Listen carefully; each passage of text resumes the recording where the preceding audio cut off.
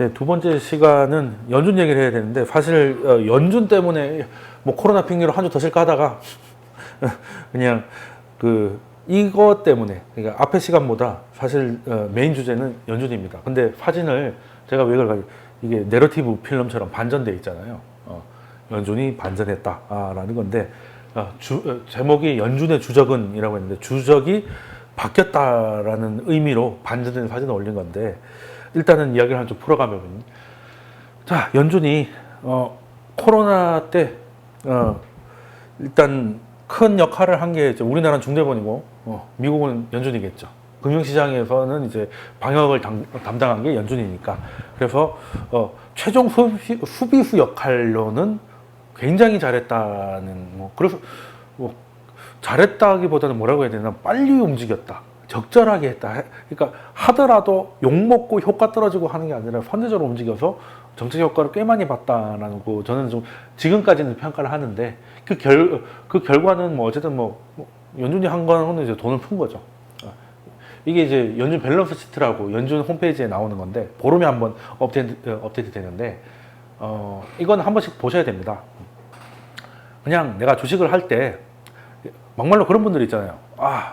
전세 보증금을 받았어요. 그러니까 집을 팔았든지 하도 적폐라고 뭐라고 해요. 집을 팔았다고 치죠. 한 몇 억 정도 갑자기 여윳돈이 생겼어. 주식을 왕창 넣어버릴까? 어떡할까?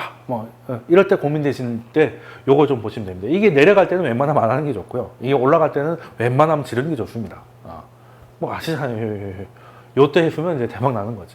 근데 지금 확대를 해서 그렇지 계속 늘고는 있었어요. 계속 늘고는 있었는데 계단식 늘었다가 옆으로 갔다가 물론 긴축할 때 조금 내려간 건 있는데 그때 우리나라 코스피가 조금 힘들었죠.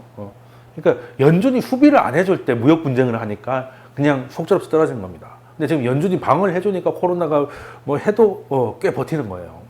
그래서 특히 신흥국 투자자들은 그냥 연준이 숨을 뱉고 있느냐 덜 숨을 하고 있느냐가 굉장히 중요하다. 근데 대부분 이제 뱉고는 있는데 잠깐 할 때 조심해야 된다는 건데 지금은 보면 6월 10일부터는 안 늘고 있어요. 거의 옆으로 가고 있죠. 그래서 이걸 보고 유튜브나 인터넷 이런 거를 보면 연준이 밑잡 빼기를 한다. 실제 2009년에 약정 하나 하다가 한다고 하다가 이제 그때는 좀 쫄였는지 1월 달에 슬금 좀 빼다 보니까 시장이 내 이럴 줄 알았어. 이렇게 해가지고 그래 너희들이 갑자기 웬일로 그러나 했다라고 해서 한번 크게 토하고 나니까 연준이 아이고 그건 아니에요 오해입니다라고 한 다음에 재정정책이 나와가지고 글로벌 저점을 잡았던 기억이 있어서 요거 보고 밑장 빼기다 연준이 이제 몸을 줄이고 있어요 이런 분들도 계신데 물론 연준을 이렇게 유심하게 보는 거는 굉장히 중요합니다. 굉장히 중요하고 다른 거 보지 말고 하나만 보라면 연준을 봐야죠 일단은. 근데 지금은 첫 번째 일단은 약간 준 거는 두 가지를 생각해 볼 수가 있습니다. 연준이 왜 돈을 풀었냐? 쉽게 말해 기업들이 망할까 봐예요. 보잉하고 연준이 언제부터 그렇게 절친이었다고 그렇잖아요. 근데 보잉이란 큰 회사가 망하면 실업자들이 왕창 쏟아지니까 그럼 경기가 작살날 거 아니겠습니까?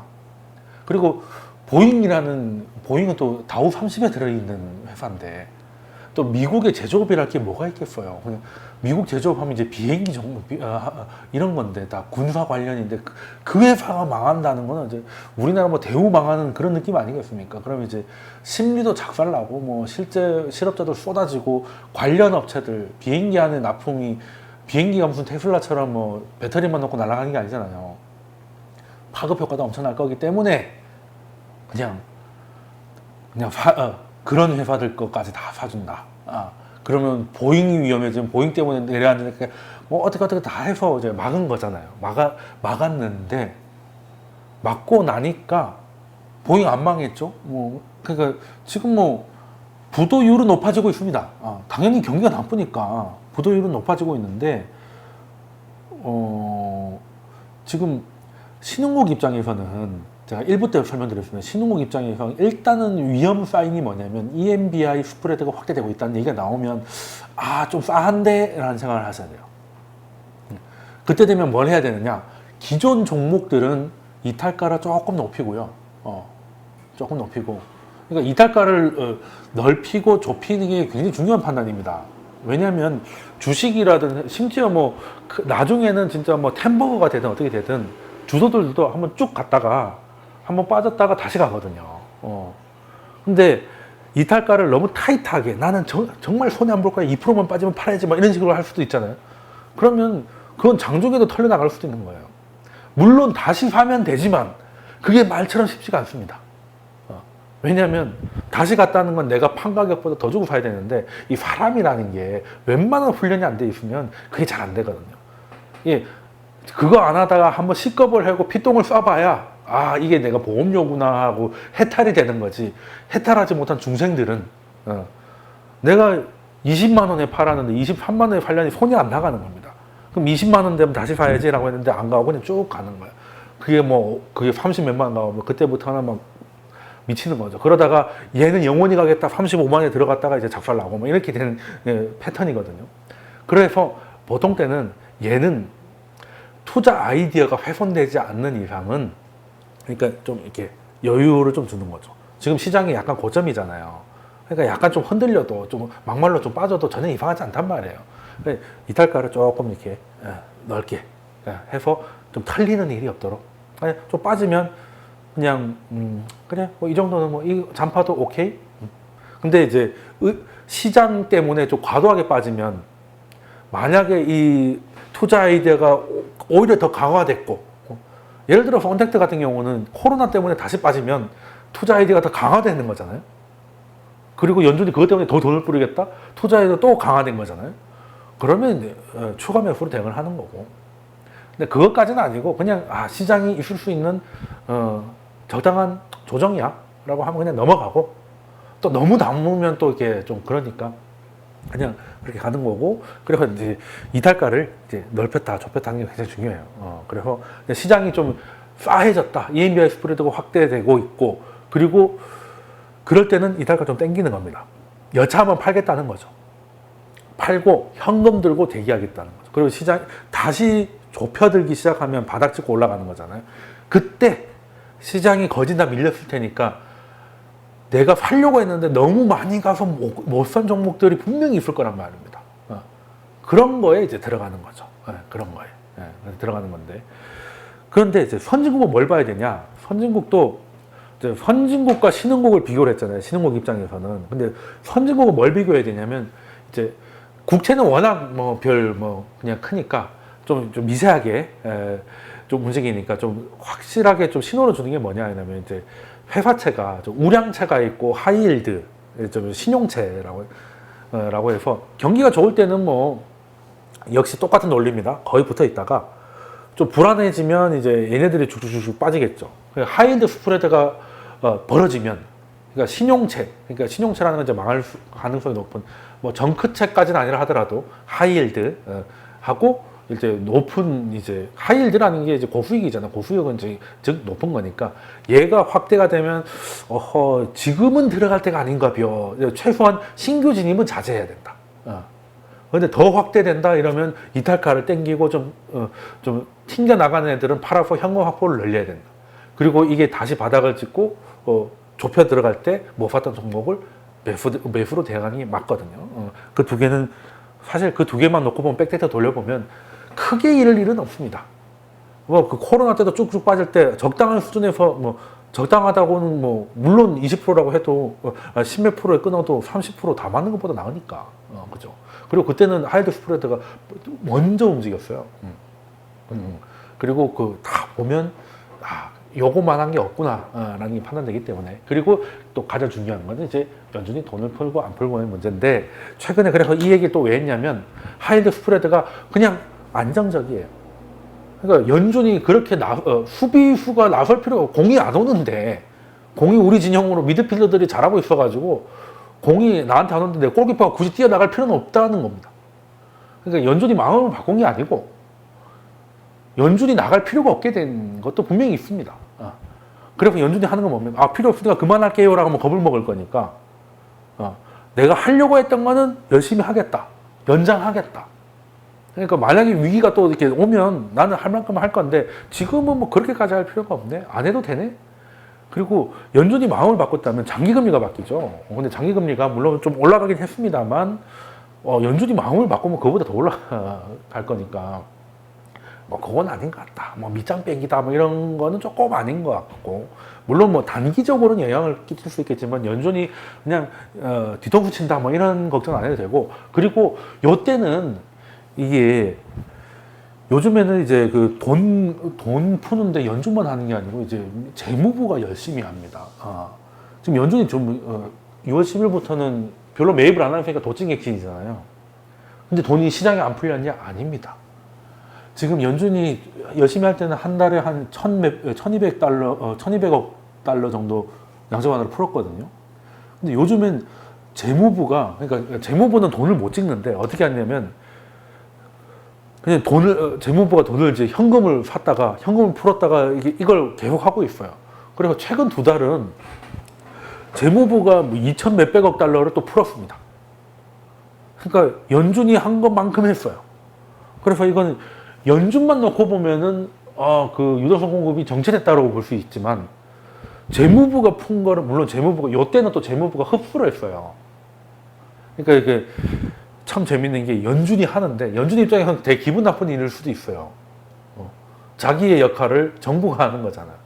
그러니까 정부가 이제 초단기 채권을 발행해가지고 유동성을 흡수를 했다가 연준이 이 정도 풀면은 좀 오버될 것 같으니까 자기가 그걸 받아가지고 좀 재워놨다가 연준이 멈칫하면 자기가 또 이걸 다시 팔아가지고 다시 이제 또 매수해가지고 돈을 또 풀고 뭐 이런 식으로 하고 있거든요. 약간 주거니 받거니가 되고 있습니다. 그래서 연준만 볼 필요는 없다라는 거고, 그래서 재무부발 양적 완화도 최근에 있었다라는 거 말씀드리고요. 또 근데 2018년에는 또 재무부가 또 열심히 돈을 모아가지고 연준도 긴축하고 재무부도 긴축을 하는 바람에 시장의 긴축이 생각보다 강해서 우리가 저기 굉장히 좀 힘들었던 기억도 있으니까 요즘은 재무부 잔고도 챙겨야 된다. 가면 갈수록 챙길 게 많아진다.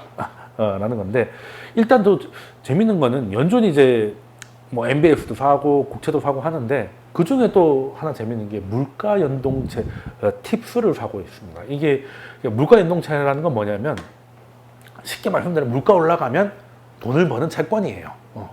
그러니까 앞으로 인플레이션 올 것 같다라고 하면 채권인 인플레이션이 좀 취약하잖아요. 그래서 채권 트레이더들이 인플레이션 대비하는 것 중에 한 방법으로서 물가채를 삽니다. 물가채를 사는 건데, 문제는 이제 뭐 문제까지는 아니지만 특이한 거는 연준이 이거를 꽤 많이 사고 있고 코로나 이후로는 겁나게 사고 있습니다. 그래서 전체 물가 연동체의 20.8%를 연준이 갖고 있어요. 이런 적은 거의 없었죠. 왜냐하면 이거 좀 웃긴 게 연준은 돈을 찍는 데입니다. 돈을 찍으면 인플레이션 올 거 아니에요. 그러니까 인플레이션 올 거니까 인플레이션에서 수익이 나는 물가채를 사가지고 돈놀이를 하나? 라고 생각할 수 있는데, 뭐 연준이 돈 찍는 데인데 뭐 굳이 돈놀이 할 필요가 있겠습니까? 그냥 돈 찍어버리면 그만인 곳인데 왜 이렇게 하냐. 그러니까 특이하잖아요. 이거는 인플레이션에 베팅하는 거거든요. 근데 연준은 인플레이션 파이터잖아요. 물가 안정이 지대의 목표인데, 중앙은행은 물가 안정이 첫 번째 목표잖아요.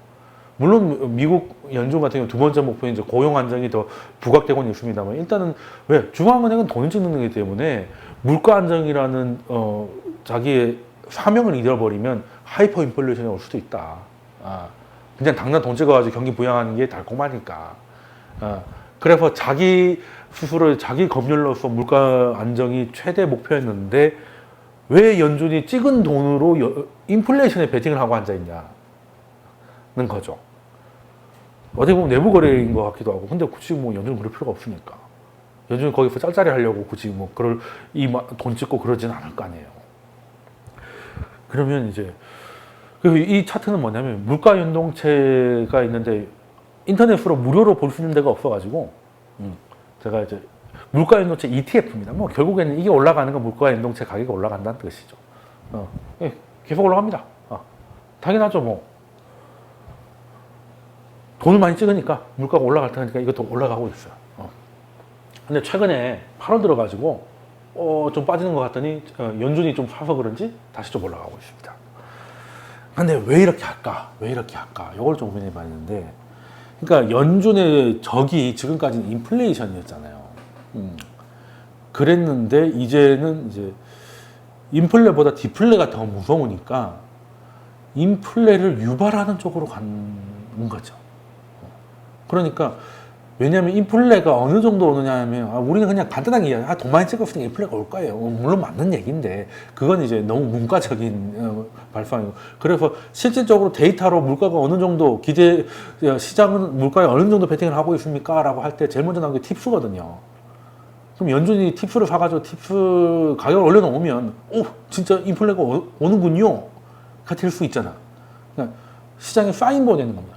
인플레 옵니다. 디플레 아닙니다. 인플레입니다. 이런 거. 약간 동방격서라고 하나요? 왜 인천 상륙 작전 할 때 일부러 북한의 프락처가 있을 것 같아서 메가드가 그 당일날까지 동해안 갈 거라고 괜히 헛소리를 많이 했다가 그러잖아요. 그래서 동해안에 가 있다가 이제 인천으로 와가지고 뭐 식겁을 당했다는 거 아실 텐데, 약간 그런 거. 디플레가 겁나게 올 것 같으니까 인플레가 오는 것처럼 분위기 조장하는 거지 뭐. 그러려면 이제 또 연준 나와가지고 인플레가 옵니다 허허허 이럴 수는 없으니까 그냥 표로 행동으로 그래서 그 지표를 좀 움직이는 거 아닌가 라고 하는 것인데, 근데 문제는 아니 그래 좋다 이거야. 그래 인플레 오는 건 좋은데, 자 연준이 기대 인플레가 높아지고 뭐 팁스가 높아지고 하면 팁스 가격이 높아지고 하면 이제 나중에 진짜 물가도 올라갈 텐데, 물가 올라가면 금리 올려야 되는데, 아니 지금 이 상황이 디플레가 와가지고 인플레를 유발한다면서 결국에는 금리 인상을 유발할 행동 아니야? 말이 앞뒤가 안 맞지 않나? 뭐 이런 생각을 하실 수도 있잖아요. 이렇게 인플레 자극해가지고 물가 올리면 또 물가가 2% 넘어가면 금리 올려야 되는데, 지금 이 상황에 금리 올리면 다 죽자는 얘기일 텐데 연준이 뭐 미쳤다고 그걸 하겠니? 그거는 너무 앞만 보고 생각하는 거 아니야라고 생각을 하실 것 같아서 연준이 미리 움직였습니다. 그래서 이번에 잭슨홀에서 뭘 발표했냐면 물가 목표제를 평균 물가 목표제로 바꿨죠. 그러니까 물가 목표제가 뭐냐면 예전에는 물가 안정이 지대의 목표였습니다. 그래 근데 참 애매한 게 물가 안정이 몇 프로가 안정입니까? 이거잖아요. 근데 예전에는 그게 없었어요. 예전에 그러니까 안정이라는 게 하는데 시장은 몇 프로일까? 그러니까 지금 우리 한국 정부도 부동산을 안정시키자라고 하는데 얼마가 되면 안정이니라는 말을 안 하잖아요. 말하고 싶지 않겠지. 그럼 시장은 이미 다 계산해 버릴 거니까. 이 정도 되면 정부가 정책을 풀겠네? 뭐 이런 생각을 할 거니까. 그래서 예전에는 그냥 물가 안정이 목표다라고 하고 그냥 아무 말 안 했습니다. 그러니까 시장에서 막 짱구를 그래. 야 옛날에 물표가 이 정도 올라가면 올리더라. 이 정도인가 봐. 이렇게 하다가 2012년에 그냥 물가 안정을 물가 목표제로 바꿉니다. 그러니까 예전에는 물가가 계속 올라가니까 안정시키겠다는 거였다면 이미 금융위기 이후로 디플레 압력이 커져가지고 물가가 예전처럼 이렇게 막 팍팍 올라갈 일이 별로 없다 보니 이제 물가가 안 올라가는 디플레이션이 좀 걱정이 되니까 이제는 물가가 2% 올라가지 않으면 금리 안 올릴게 라고 해서 2012년에 물가 목표제가 나오면서 그 2%라는 숫자가 처음 제시됩니다. 2012년이었죠. 근데 이게 효과는 뭐냐면 물가가 2%안 올라가니까 금리 안 올리겠네 라는 생각을 해서 이제 시장이 이제 스스로 긴축하거나 움츠러드는 거 많이 줄일 수가 있었는데, 시간이 지나고 보니까 2%에 다가가면 연준은 올린다고 얘기도 안 했는데 시장이 먼저 올리겠구먼 하고 이제 미리 움츠러드는 2% 가니까. 그러니까 이게 좀 문제라는 거예요. 그리고 지금 연준의 생각은 그겁니다. 디플레가 압력이 너무 크다. 이놈의 코로나 때문에 안 그래도 높은 디플레 압력이 대마왕급이 됐다. 앞으로 인플레를 걱정하고 싶다. 이거는 이제 금리 인상을 생각하는 것조차 생각하지 않았다는 발언에 그대로 녹아있는 생각인 것 같아요. 그럼 앞으로는 디플레가 걱정입니다. 디플레가 걱정이고 고용시장의 양극화가, 우리 예전에 뭐 V냐 W냐 뭐 U냐 나이키냐 이런 거 많이 했잖아요. 지금 이제 K라고 그러죠. 한번 코로나로 작살이 나고 성장률은 잘 나가고 아닌 애들은 작살 나는. 저는 뭐 K 뭐 하길래 한국 뭔가 했더니 그게 아니고 이제 양극화라는 거죠. 근데 양극화라는 거는 뭐 소위 이제 언택트나 관련돼 가지고 플랫폼 관련 뭐 IT 전문가 이런 사람들이야 몸값이 막 올라가고 하는데 뭐 그게 아니라 이제 뭐 헬스장이나 뭐 이런 데는 좀 힘들잖아요. 사람을 만나야 되고 심지어 같이 헉헉거려야 되는 데는 굉장히 힘들어지니까 이게 이렇게 된 게 아니고 누구는 더 잘 나가고 누구는 완전 뭐 답이 없다. 그렇게 되면 미국은 대부분이 소비가 GDP인 거 아실 거고, 그리고 서비스업이 많습니다. 미국 뭐 제조업 그리 많지 않으니까. 근데 서비스업이라는 게 별거 없어요. 사람과 사람이 만나서 하는 겁니다. 밥 먹고 운동하고 놀고 그거잖아요.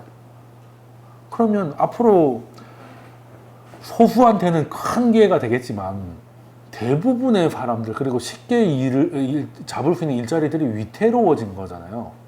뭐 자영업이 일단 위험하고. 그러니까 연준 입장에서는 디플레도 디플레지만 예전처럼 그냥 수치상으로 물가 좀 오른다고 해가지고 이게 올렸다가 실물 경제는 이미 뭐 작살나 있는데 일부 몇 개 때문에 물가가 2%의 선을 밟아가지고 금리 인상을 했다가 이 사람들이 다 작살나는. 좋은 표현인지 모르겠습니다만 삼풍백화점이 붕괴됐을 때 그 붕괴되면서 깔려 죽은 사람도 있지만 꽤 많이 죽었던 사람들이 그때 불이 났거든요. 불이 나서 그때도 고민이 많았습니다. 저 불을 꺼야 되는데 밑에 사람이 있을지도 모르는데 물을 뿌려도 되나? 고민이 많았거든요. 근데 결국은 일단은 뿌렸죠. 알고 보니까 깔려 있었던 그 사람들 중에서 깔려 있으니까 움직일 수가 없잖아요. 생존자의 증언을 제가 들은 게 아직도 기억이 나는 게 그분이 이제 그러니까 암흑이잖아요. 그래서 가장 인상적인 게 소리였대요. 인상적인 게 끔찍했던 게 소리였대요. 그러니까 사람들이 어딘가에는 깔려 있고 아무것도 보이지 않아요. 근데 뭐 돌로 벽을 약간 친다든지 해가지고 서로가 저 아직 살아있어요 힘내요 하면서 이렇게 신호 아닌 신호를 주고받았는데 이제 물이 뿌려지니까 이제 뭐 밑에서는 허리까지 물이 찼어요. 뭐 이렇게 하다 계속 물이 차니까 안녕 뭐 이런 소리도 들리고 그리고 사람이 이제 물에서 죽는 소리가 들리고 막 이런 게 굉장히 트라우마로 남았다고 하거든요. 그러면 저도 그렇게 생각을 하는 거죠. 지금 K 모양으로 해가지고 더 나락으로 빠진 사람들이 있고 소수는 굉장히 좋아졌겠지만 근데 금리 인상이 돼서 물이 차버리면 밑에 있는 사람들이 다 익사한다는 거예요. 왜? 그 사람들은 그 무너진 더 밑에 움직일 수 없다면 산업 구조상 움직일 수 없는 사람들도 많거든요. 모든 사람들이 다 뭐 10만 유튜버가 될 수 있는 것도 아니고 다 뭐 배달의 민족으로 창업할 수 있는 것도 아니잖아요. 대부분의 사람들은 다 서비스업에서 자기의 재능으로 이렇게 살아왔던 사람들인데 갑자기 이렇게 되면 이럴 수 있으니까 연준은 디플레가 계속되는 걸 막기 위해서 인플레를 조정을 해야 되는데 자기 당착이 되는 거죠. 인플레가 오면 금리를 올려야 되잖아요. 그럼 금리를 올려보면 지금까지 디플레를 막기 위해서 인플레 조정했던 게 다 물거품이 되니까 그래서 금리 인상 룰을 이번에 바꿔버린 겁니다. 2% 선을 밟으면 지금 2%에 닿으면 금리 인상이잖아요. 그게 아니라 1년이든 몇 년, 기간을 정해가지고 기간 내내 2%를 넘으면 그때 올린다. 그러면 사실 요즘 같은 디플레이션이 높을 때 전기간 2% 넘기가 쉽지가 않거든요. 이건 사실상 굉장히 완화적인 조치입니다. 굉장히 완화. 그러니까 제로 금리, 그러니까 지금 전략가 중에 제로 금리가 장기간이 아니라 장기간 제로 금리가 아니다. 영원히 제로 금리다. 요즘 같은 세상에 1년 내내 CPI가 2%를 다 히트해서 평균 2% 넘는 시대가 과연 오겠니? 라는 사람도 있더라고요. 저도 어느 정도 동일합니다. 이거는 제로금리를 뭐 2021년, 2022년까지 가겠다고 보다 더 큰 발언이에요. 그리고 그걸 느꼈던 게 YTN에 이 뉴스가 나왔습니다. 잭슨홀 뉴스가 일반 뉴스에 잘 안 나오거든요. 기자들이 뭔 말인지도 모르고. 근데 이게 오늘 새벽에 YTN 굿모닝 뉴스에 나오더라고요. 이거는 정말 큰 거다. 그래서 제가 이번 강의를 해야 되겠다고 생각하는 게 이걸 알려드려요. 연준의 적은 바뀌었다는. 연준의 적은 디플레이션이고 고용 불안정이. 더 이상의 물가는 제발 좀 올랐으면 좋겠다. 우리가 물가가 너무 그러니까 자본시장 인플레이션 말고 일반 실물 시장의 인플레이션을 걱정하는 세상이 차라리 그런 걱정을 했으면 좋겠다. 배부른 걱정을 했으면 좋겠다. 물론 또 막상 걱정할 때는 스트레스를 받겠지만요. 그래서 딱 두 개가 맞아떨어지는 거죠. 제일 처음에 했던 게 인플레이션을 실질적으로 그러니까 이코노미스트나 애널리스트들이나 경제 전문가들이 보고 물가를 가늠하는 팁스를 연준이 직접 매수하면서 인플레를 자극하고, 그리고 이 자극 우려가 금리 인상으로 바로 이어질까봐 금리 인상의 룰을 바꿔버린 거죠. 상당히 완화적으로 된 겁니다. 상당히 완화적으로 된 거고요. 그래서 저는 역시 연준은 연준이다라는 생각을 합니다. 참 미국의 위대함을, 그러니까 미국이라는 나라의 민낯을 많이 봤잖아요. 아직도 지금 흑인들은 이제 경찰을 만나면 총 맞을지도 모른다는 생각을 지금도 해야 되고, 얼마 전에도 그런 일이 있었고, 그리고 아직도 지구가 평평하다고 믿는 사람들이 그렇게 많고, 그리고 5G 기지국이 코로나를 번지게 한다는 거에 목숨 거는 사람도 많은 그런, 그러니까 미국은 대중은 좀 떨어지는데 일부 엘리트들이 정말 천재인 것 같아요. 그게 미국을 지탱하는 것 같습니다. 그 중에 하나가, 물론 연준의 실패가, 연준은 늘 실패를 해왔죠. 그러니까 연준이 실패를 한 게 뭐냐면 금리를 어디까지 올리고 말지를 결정을 잘못해요. 근데 그건 진짜 어렵지, 솔직히. 그러니까 금융위기가 좀 그래. 그러니까 어느 정도에서 멈춰줘야 되는데 경기가 계속 가니까 연준이 따라가다가 결국에는 오바이트가 나오는 거였거든요. 그래서 그거에 대해서는 나이스하게 금리 인상 사이클을 그냥 매끄럽게 종료한 적은 사실은 없지만 연준도 인간이니까. 근데 그 연준이 지금 역사적으로 봤을 때 예전에는 정말 재무부 밑에서 그냥 하청업체였다가 지금까지 온 거 역사를 보면 공부 많이 하는구나. 정말 많이 발전했다는 느낌이 들고, 지금 시장은 마음이 급하니까 그냥 마이너스 금리를 해줘요. 아니면 YCC를 해줘요. 뭘 해줘요. 포워드 가이드선을 확실하게 해줘. 언제까지 하든지 보장을 해줘.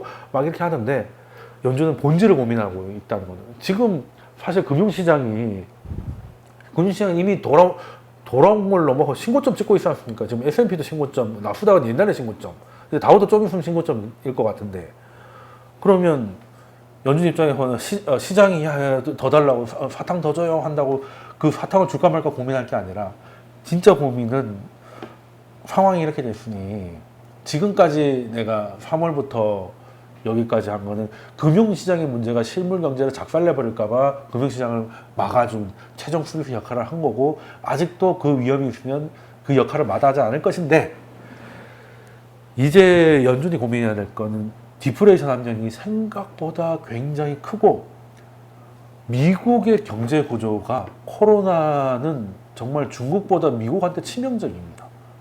왜냐하면 소비가 대부분이고 소비의 상당 부분이 서비스업이기 때문에 중국은 안 되면 마스크고 공장 돌리면 돼요. 근데 미국은 그게 안 되잖아요. 그리고 디플레이션 압력이 원래도 높은 데다가 미국은 더 높아요. 직관적으로도 이해가 되잖아요.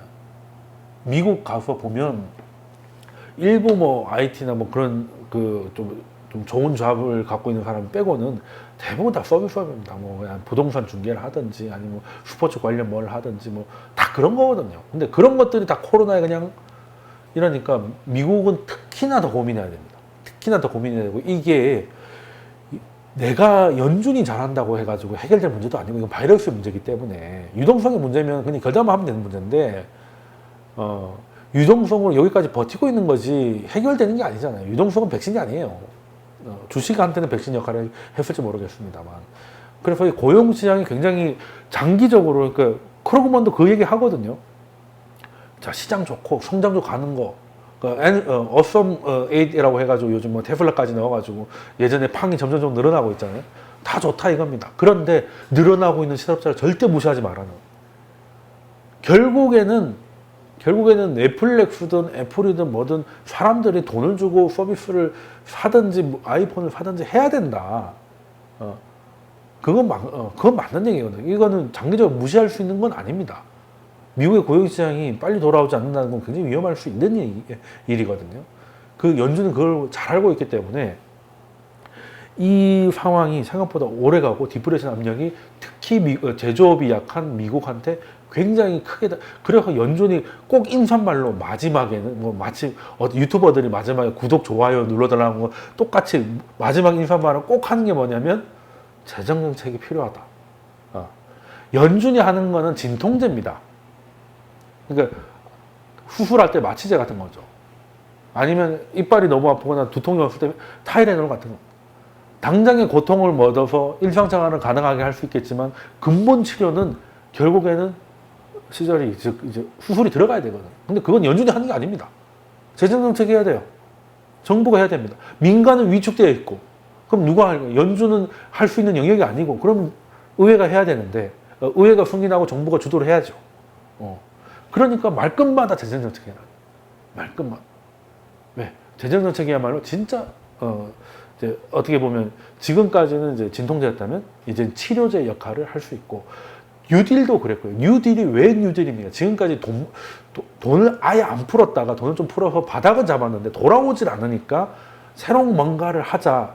그 새로운 뭔가의 아이디어가 이제 케인즈의 얘기였고 그래서 재정정책을 써가지고 뭐 댐도 치고 뭐 블라블라블라를 해가지고 좀 살아났고 그건 너무 옛날 얘기야. 1929년 얘기를 지금 하십니까? 라고 하면 2009년에 양적 완화로 바닥은 잡았지만 경기역에도 턴했던 건 ARRA 미국 재건 프로그램으로 재정적으로 오바마가 돌렸을 때 그때 돌렸던 거예요. 그래서 미국 지금 그래서 앞으로 이제 재정이 어디에다가 힘을 쏟는지가 굉장히 중요합니다. 미국 같은 경우는 이제 거의 20년 가까이 하지 않았던 인프라 투자 그리고 이제 5G 중국이 지금 전 세계에서 제일 짱 먹고 있는 게 5G잖아요. 그러니까 하웨이가 두드려 만든 게 잘하니까 두드려 만든 거지 뭐.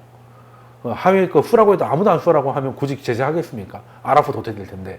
그러니까 5G가 나으니까 디지털 시티, 즉 5G를 저 하겠다. 유럽은 잘하는 게 뭐예요? 일단은 뭐 유럽 하면 깨끗하고 날씨 좋고 이거잖아요. 그러니까 그리 뭐 이런 식으로 가고 있는데 우리는 뭔지 잘 모르겠고 우리는 그냥 말 그대로 김밥 천국 같아요. 다 하는 것 같아요.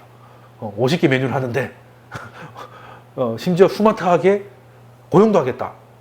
스마트하다는 거는 사람이 할 일을 기계가 하는 것인데 고용은 어떻게 할지 아무튼 그러니까 김밥 천국에 그냥 메뉴가 50개인데 다 하겠다는 건데 근데 놀라운 건 다 하긴 해. 근데 그 집은 뭐 김밥 천국 그래도 김밥에는 생각난 게 없어요. 그죠? 쪼면 먹으러 갈 때 김밥 천국 가잖아요. 보통 이제 김밥 천국이랑 오며 가며 찾아가는 게 아니라 그냥 근처에 있을 때 간단하게 먹고 가는 데잖아요. 그러니까 약간 좀 그런 건 좀 있긴 한데 아무튼 이제 하다가 잘 되는 게 있으면 거기 집중을 좀 하면 될 것 같은데 그리고 앞으로는 이제 재정으로 가야 될 거고 연준도 우리가 할 수 있는 건 진통제다. 진통제 언제까지 나올 거냐 하고 근데 진통제가 생각보다 오래 그러니까 고혈압 약 같은 거죠. 한 번 먹으면 이제 죽을 때까지 먹어야 될지 모르겠다. 그 정도로 특히 미국 경제한테는 코로나가 치명적이다. 걸 연준은 잘 알고 있는 것 같아요. 게다가 연준은 정치 쪽이 아니잖아요. 트럼프는 그런 얘기 절대 안 하죠. 정치적인 이해가 있으니까. 근데 연준은 말은 못하지만 행동으로 보여주는 거예요. 이거 앞으로 경기가 뭐 서로 좋아가지고 뭐 인플레 하는 거는 이렇게 돈을 풀어도 그러니까 밑 빠진 독에 왕창 물을 부으면 그것도 차는데 그 구멍이 더 커져 버린 거죠. 그래서 예전보다 보기 힘들 때 그러니까 뭐 주식이 좋았던 건 돈을 푼 것도 있지만 다른 데 갈 데도 없다는 것도 나오는 겁니다. 그래서 연준이 이렇게 하는 거는 결코 뭐 주식시장이 좋아라고 하는 건 결코 아니다. 저는 이제 주식시장보다 고용시장을 더 보고 있고 그리고 이게 현명하다. 저라도 고용시장을 봐야 미국의 펀더멘털을 회복할 수 있는 겁니다. 미국은 소비인데 소비가 잘못되면 미국의 영광이 어떻게 되겠냐. 이거는 답이 없고 그러니까 이거는 장기 치료에 좀 들어갈 필요가 있기 때문에 그러려면 판을 바꿔야 되고 연준은 판만 바꾸는 게 아니라 그러니까 이제 금리 인상이라는 칼을 좀 다르게 쓰는 걸 떠나서 내가 지금까지 그렇게 온몸으로 막아왔던 인플레를 내가 껴안을 정도, 내가 유도를 할 정도로 주적이 바뀌었다. 그래서 지금까지 오고 있었던 디플레 압력이 금융위기 이후로 디플레 압력이 커지고 있었는데 왕창 커졌다라는 거고 그게 미국을 정확하게 타겟하고 있기 때문에 확진자만 많은 게 문제가 아니에요. 그래서 연준이 이렇게 마음 먹는 거는 결코 물론 잭슨 홀이 그래서 정확하게 어떻게 할 거냐 정책 발표는 잭슨 홀은 FOMC가 아니기 때문에 뭐 이제 9월달 FOMC 이런 데가 좀 더 나올 거고 회의록을 통해서 좀 나올 거긴 하겠지만 의장이 이 정도로 가이던스를 던졌으면 이렇게 가는 거죠. 이렇게 가는 건데 그리고 미국 정부 입장에서도 그렇습니다. 지금 코로나 때문에 돈을 왕창 풀었어요. 아무리 MMT고 좋고 하지만 원래 자본주의는 빚이 늘어나게 돼 있는데 너무 빨리 늘어나면 그건 문제잖아요. 이게 뭐든지 속도와 정도의 문제거든요. 근데 이게 너무 늘어나니까. 근데 정부가, 그러니까 GDP 대비 빚이 너무 많으면 이거를 벌어서 갚는 건 최악인 거죠. 그만큼 민간 시장에서 돈을 걷어서 갚아야 되니까. 긴축이 되니까 오히려 정부 입장에서는 세수가 더 줄어요. 경기가 줄어드니까. 가장 좋은 방법이 뭐냐면 개인이 빚을 지면 방법은 하나죠. 아껴가지고 빨리 갚는 거지 뭐. 물론 그 와중에도 질려서 더 벌어서 갚는 사람도 있지만 잘못 벌면 이제 그냥 한강 가는 거 아니겠습니까? 근데 정부는 빚을 갚아도 그러니까 다 갚는 게 아니라 너무 많으면 약간씩 좀 이렇게 수준을 좀 맞추는 정도를 하려면 가장 좋은 게 실제 금리는 마이너스로 가져가면 되지. 그러니까 우리가 물가가 3%인데 금리가 1%면 돈을 빌리는 사람이 유리해요? 돈을 빌려주는 사람이 유리해요? 구매력 기준으로 봤을 때 빌리는 사람이 유리하잖아요. 그죠? 물가가 3%인데 금리가 1%면 실제 금리가 마이너스 2%잖아요. 그렇지 않습니까? 네. 그러면 막말로 차라리 1%에 빌려가지고 1%에 돈 빌려가지고 3% 수익 나는 그 물가채나 실제 금리가 마이너스일 때 올라가는 금을 사두면 노다지가 되는 거잖아요. 네. 정부가 돈을 갚는 가장 아름다운 방법은 이거밖에 없습니다. 아니면은 전쟁이죠. 판을 엎어버리면 되지. 사실 그래요. 정부 부채를 어떻게 갚겠습니까? 예전에 일본이 벌어서 갚았다가 장기 침체에 겁나게 빠진 거 아니겠어요?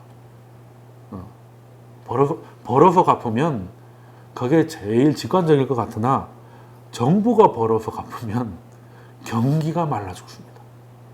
그리고 세수가 더 줄어요. 아니 사람들이 돈을 못 버니까 소득세든 법인세든 다 줄어들 거 아니겠습니까? 이게 움켜쥐면 움켜질수록 빠져나가는 모래처럼 되는 거죠. 그래서 사실 금리를 물가보다 아래에 낮춰가지고 실질적으로 부채를 희석시키는 방법을 금융억압이라고 하죠. 왜 억압이라는 좀 반감이 있는 단어를 쓰냐면 그게 국민들한테, 그러니까 국민들은 돈을 버는 방법이 돈을 벌어서 예금 넣잖아요. 근데 금리가 물가보다 낮아요. 그러면은 아니 예금금리 2% 주는데 물가가 5%씩 올라요. 그럼 예금 넣는 게 좋은 겁니까? 어떻게 보면 예금자한테 그걸 갈취해 가는 거잖아요. 억압하는 거잖아요. 그래서 이걸 금융억압이라고 합니다. 근데 예금자는 그렇지만 채권자는 그렇지만 채무자인 정부는 그만큼 원금이 줄어드는 효과가 되는 거지. 그러니까 이거는 대표적인 그 사례고요.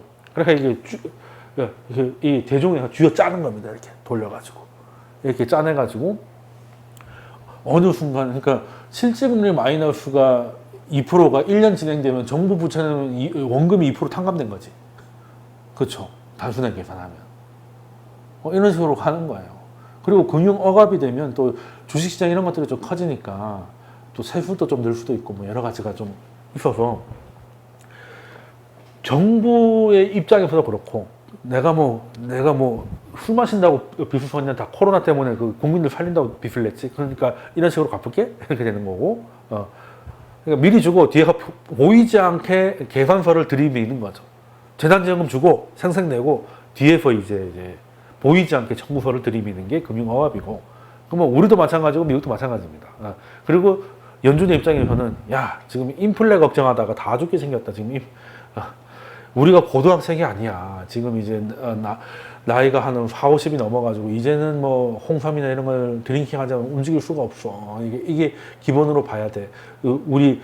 저는 수리 제로 시대 0%대 예금, 0%대 성장, 0%대 출산율이 이게 다 디플레이션이잖아요.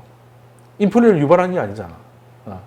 그러니까 그냥 지금 인플레 걱정하다가 다 죽게 생겼으니 내가 인플레는 유도하고 디플레를 막겠어 라는 건데, 자 그러면 자 당위성은 제가 설명드렸으니까 지금 이제 2%라고 했잖아요. 자, 그럼 이게 빨간색이 CPI, 그러니까 CPI만 보는 건 아닌데 PC도 보고 여러 개가 보는데 일단 상징적으로 소비자 물가 지수, 특히 도시 중심에 이게 이제 빨간 CPI고 이게 10년 국채의 그 기대 인플레입니다. 그러니까 쉽게 말해서 앞으로 물가가 어느 정도 오를 것 같냐는 건데 이게 빨간색은 여기가 2%고 기대 인플레는 여기가 2%예요. 자, 연준이 처음에 금리를 올렸던 2015년 12월 요거 여기 보시면 좀 올라갔죠. 그래도 물가 올라가네. 이제 물가 인상을 금리 인상을 해야겠네라고 했더니 세계가 난리가 났죠. 울렁울렁 하니까 그래서 포기라고 2016년 말에나 한 번 더 올리잖아요. 그때 보면 꽤 많이 올랐죠. 여기 보면 1.6까지 올라갑니다. 1.6까지 올라가고 2017년에 3번 올리고 2018년에 4번 올렸잖아요. 다 2%를 넘어가면 올립니다. 물론 이 앞에는 이제 워낙 저레벨이었다가 이제 많이 오르니까 조금씩 툭툭 터준 거고 계속 그 연달아서 올린 거는 2017년, 2018년인데 그때 보면 CPI가 다 2%를 넘어갔을 때 기재 인플레도 2%를 넘어갔을 때 딱 보면 2% 목표제가 딱 여기서 나오는구나 보이는 거죠. 그러면 시장이 다시 2%가 되면 또 올리겠네. 얘도 2% 가고 얘도 2% 가면 100% 올리겠네. 이렇게 되니까 올라가면 미리 움직이는 거죠. 그러니까 이러지 말고 이제는 여기 보면 지금 여기 내려갔다가 올라가죠. 예를 들어서 빨리 회복되고 또 2%가 되면 원래대로 모두 올려야 되잖아요. 근데 평균으로 하면 어떻게 되냐면 이 부분을 다 채워야 돼요.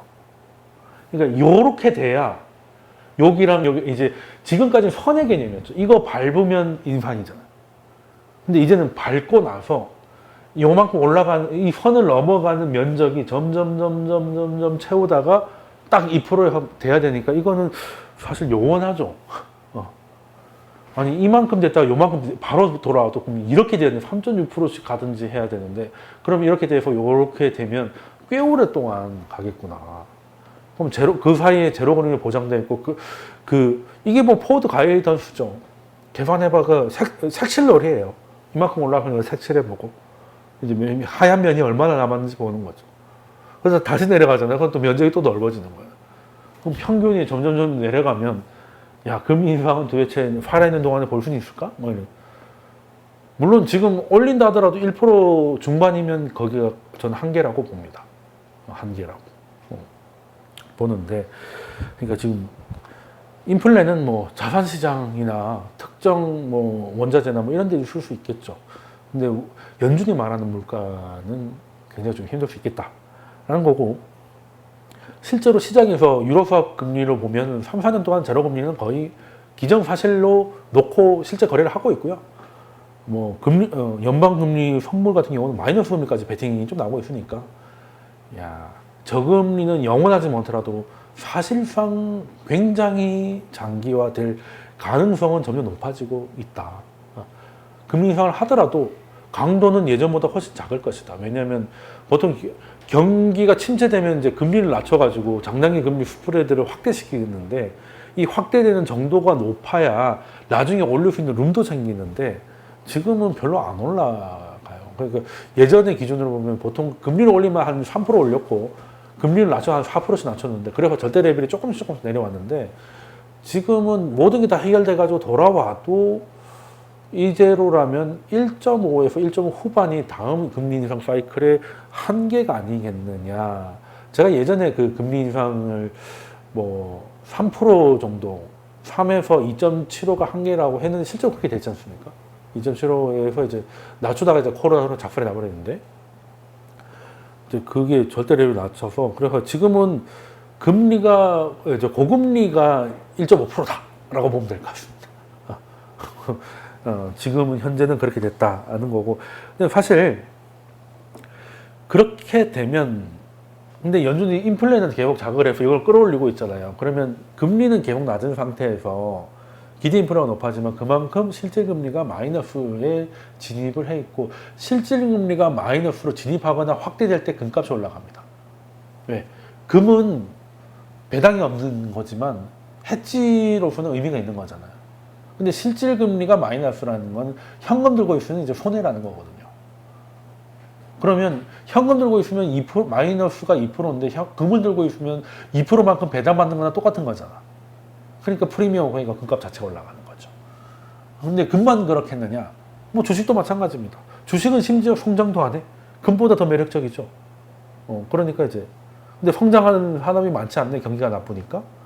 그래서 이제 어서메이시나 뭐 빅이나 뭐 이런 식으로 많이 갔던 것 같고 이런 스토리는 한동안 좀 이어질 가능성도 좀 있는데 이게 언제 끝나느냐? 보통은 주도주가 시장보다 고점이 조금 늦게 옵니다. 시장이 먼저 꺾이고 그래서 초집중이 일어나요. 일부 종목 빼고는 다 작살나고 있고 그러다가 얘가 꺾이면 이제 얘가 꺾일 만한 시스템 리스크가 한 번 오면 뭐 금융위기, 재정위기, 뭐 아니면 코로나 같은 이제 시장 전반에 모든 산업을 걸쳐서 충격이 올 만한 시스템 충격이 오면 보통 그 장이 끝이 나는데 예전에 니프티 피프티 같은 경우 68년에서 70 몇 년도까지는 이제 유가 폭등이라는 시스템 리스크에 종결이 있었고 그리고 지금 뭐 차화정 70주 차화정 같은 경우는 유로존 재정위기 그리고 미국의 그 신용등급 강등 그리고 그 전에 기계조선 이런 것들은 또 금융위기 뭐 이런 것들도 있었고 그러니까 지금은 이제 시스템 리스크를 보는데 지금 현재는 이제 금리를 조금 보긴 해야 됩니다. 금리가 좀 빨리 올라간다는. 근데 연준이 좀 열어놨기 때문에 예전하고 1대1로 하는 건 좀 무리가 있다. 금리를 봐야 되는 건 맞지만 예전하고 똑같이 2% 쳤다고 해서 바로 올리지 않겠다. 연준이 얘기를 했기 때문에 그거보다는 레벨을 조금 더 높여야 되겠다.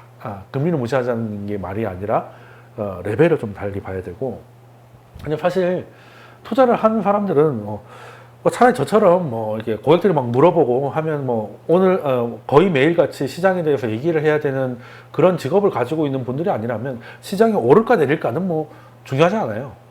투자자라면 중요한 거는 내가 지금 종목을 한 몇 개 갖고 있다고 쳐요. 그 중에 좀 수익이 나고 있는 것들이 있고 들어갔는데 생각처럼 안 되는 종목이 있을 수 있잖아요.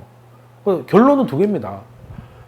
주도주라고 생각해서 들어갔는데 수익이 내고 있는데 얘는 이것보다 더 갈 것 같은데 어찌됐든 영원히 들고 있지는 않고 영원한 주도주는 없으니까 이걸 어떤 일이 생기면 이제 익절하고 나올 것인가 아니면 내가 들어갔는데 조금씩 슬금슬금 빠지고는 있어요. 근데 이게 어디까지 빠지면 그냥 틀렸다고 그냥 커트 치고 나올 거냐 요거 두 개 그러니까 위든 아래든 이제 한계선을 끊는 거가 굉장히 중요하고 그걸 그었으면 리즈너블한 뭔가 논리적인 근거가 없지 않으면 그걸 바꾸지 않아야 되죠. 뭐 주도주라고 들어갔는데 투자 아이디어가 훼손됐다. 뭔가 이게 잘 돼가지고 이렇게 되면 기대감이 있어 들어갔는데 그게 안 됐어. 그럼 빨리 끊어야죠. 투자 아이디어가 훼손됐거나 아니면 시스템 리스크가 와가지고 이거는 이제 이 한막이 끝난 거라서 이제 그러면 이탈가를 훼손하고 내려올 거잖아요. 그러니까 쉽게 말해서 자, 주도주는 대부분의 경우 시장보다는 고점이 조금 뒤에 오기 때문에 시장이 고점이 올 때 아까 뭐가 늘어난다고 스프레드 그러니까 뭐 하이힐드 스프레드 아니면 EMBI 스프레드 같은 것들이 시장에서 워닝 시그널이 나오면 위험 신호가 나오면 이탈가를 끌어올리기 시작합니다. 주도주도 마찬가지로. 그러다가 이제 주도주도 끝내 고점을 찍고 내려오다가 이게 조정인가 하다가 이탈가 끊고 내려오면 이거는 좀 일단은 끊어버리는 거죠. 그러면 이제 여기서 들어와서 여기서 이 정도 되면 이제 수익이 되는 것이고 그게 아닐 때는 이탈가를 좀 낮춰놔가지고 일반 파도는 넘어가고 주도주를 중간에 끊어먹는 일을 얻게 하기 위해서 그리고 뭐 손절은 그냥 투자 아이디어는 예를 들어서 우리 이번에 몇몇 종목은 아르바이트로 몇 개 들어갔잖아요. 이거 들어가면 우리가 이거 뭐 크게 진작에 들어간 게 아니라 이런 패턴성을 보고 들어간 거기 때문에 여기 패턴이 한번 보이면 바로 그냥 재미 붙였다고 계속 들고 있지 말고 딱 먹고 나오고 근데 안 보이면 여기서 하면 이 정도는 그냥 입장료 생각하고 끊겠다. 그것만 잘 지키면 시장이 올라가면 어차피 이탈가는 따라 올라가잖아요. 그러니까 그냥 계속 그냥 가면 되는 거예요. 그냥 즐기면 돼. 그러다가 이제 하락을 하면 이탈가를 훼손하고 이게 커트. 뭐 손절이든 익절이든 커트만 하면 그러면 시장이 쭉쭉쭉 빠져도 자연스럽게 그러니까 종목이 5개인데 하나 둘씩 이탈이 될 거 아니겠습니까? 시장이 또 크게 크래시가 오면 다 이탈되면 다 현금하잖아요. 그러면 이제 현금 들고 다시 진입 자리를 보고 있으면 되는 거죠.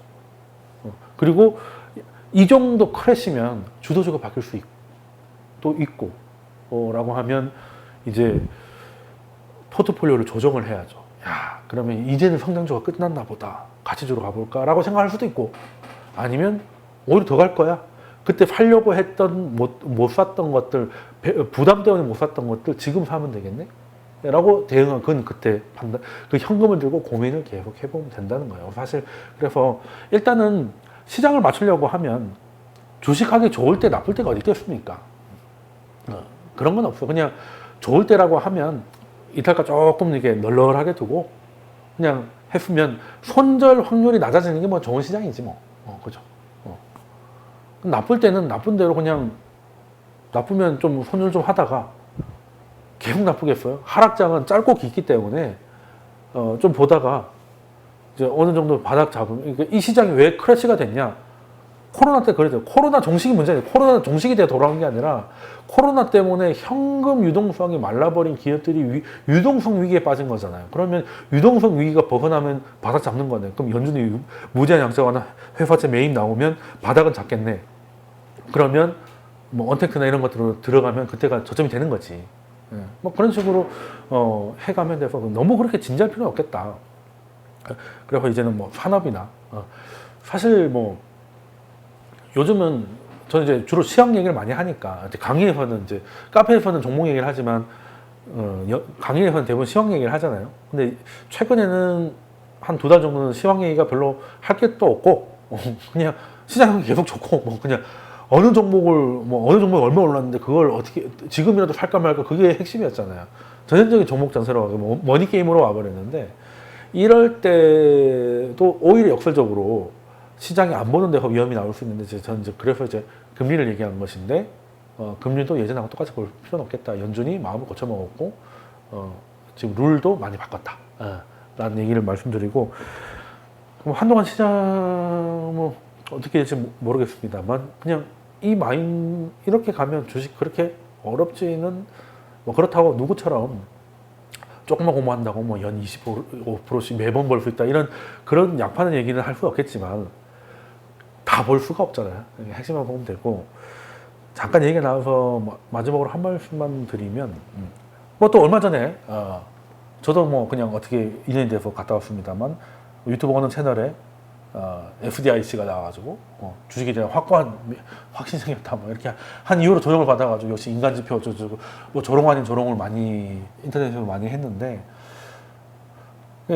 그래서 제가 그 책이 있거든요. 그 2014년 7월에 나왔던 그 대한민국 미친 부동산을 말한다.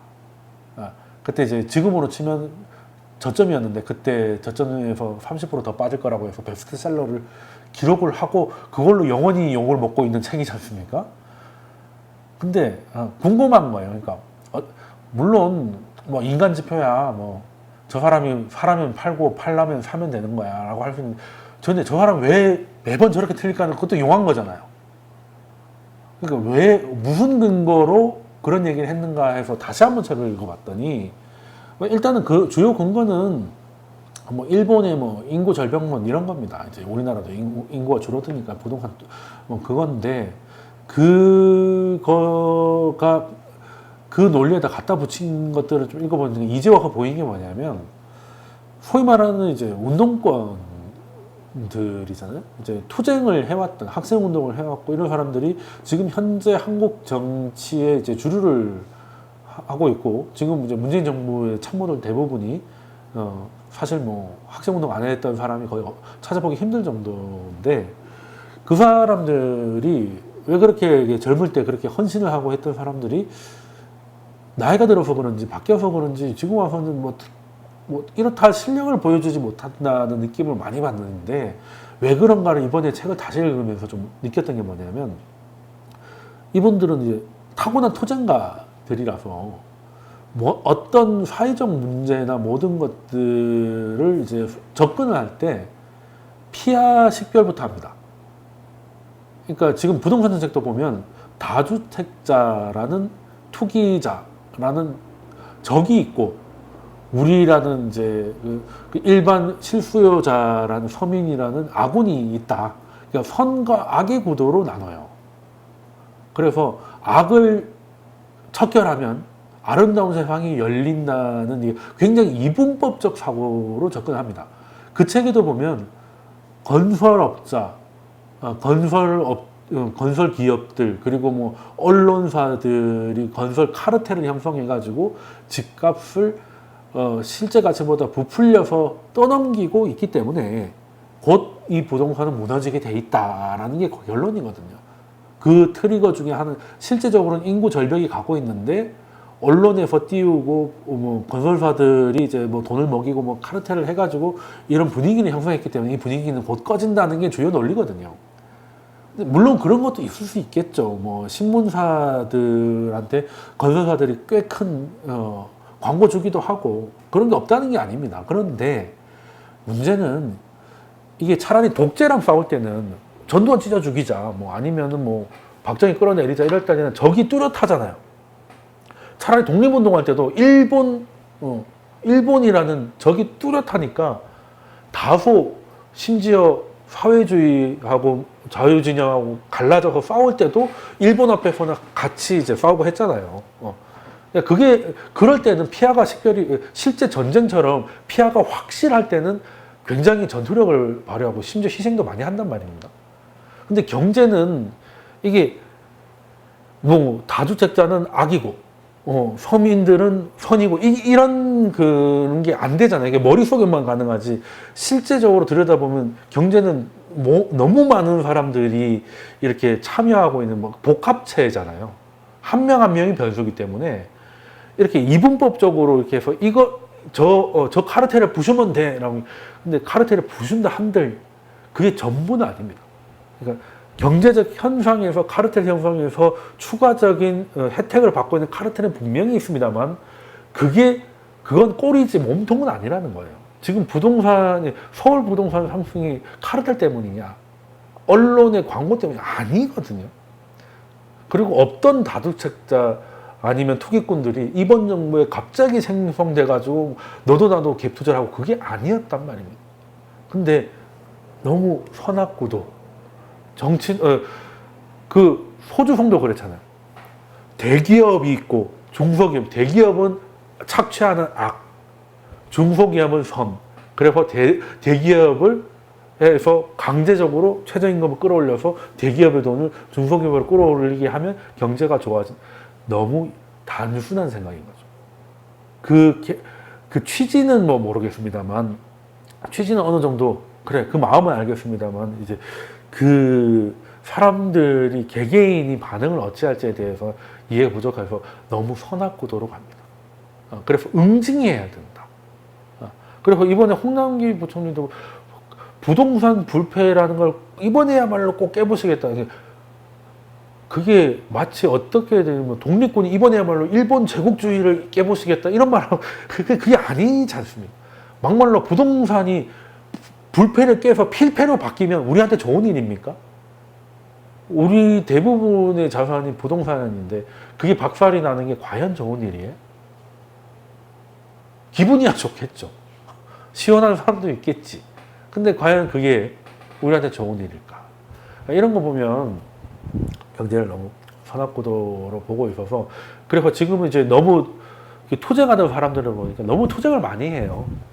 코로나하고도 투쟁을 해야 되고 교회하고도 싸워야 되고 그리고 뭐 의사하고도 싸워야 되고 뭐 각각의 이슈에 대해서 제가 뭐 따로 할 말은 없는데 근데 전선이 너무 많은 거 아니야? 이런 생각을 좀 하고 있어요. 히틀러도 뭐 양쪽에 다 하려다가 다 안 됐는데 지금 너무 이렇게 좀 그런 건 좀 아쉽고 뭐 그런 부분이 있습니다만 어쨌든 지금 뭐 소주성 같은 것들은 말은 안 해서 그렇지 실패까지는 아니더라도 효과가 없음을 인정한 게 이번에 뭐 코로나가 빌미가 되긴 했습니다만 더 이상 최저임금이 인상되지가 않고 있죠.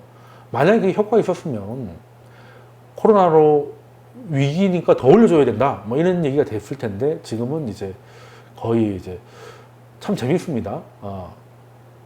엄청나게 상승을 시킨 지 1, 2년 만에 또 역대 최저로 인상을 하고 그런 거 보면 사실 말을 안 해서 그렇지 이거는 안 해서 이제 아예 소주성이란 말을 안 하잖아요. 금기어가 됐습니다. 그런 얘기 안 해요.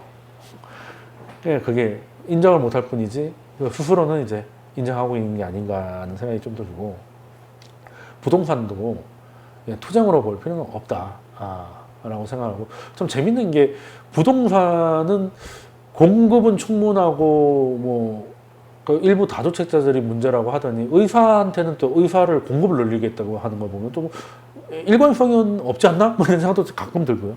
뭐 제가 그거에 대해서 맞고 틀리고에 대해서 얘기를 하는 게 아니라 어느 쪽은 공급이 충분하다더니 여기서는 또 공급이 부족하다 그러네? 뭐 이런 생각도 좀 들고 뭐 제 생각입니다만 저 의사가 부족한 게 아니고 지방의 의사가 부족한 게 아니라 지방의 병원이 부족한 것 같은데 뭐 잘은 모르겠습니다만 그런 것도 없잖아 있고 근데 어느 쪽으로도 다 이렇게 소위 말해서 편들기가 쉽지 않은 상황인 것 같아요.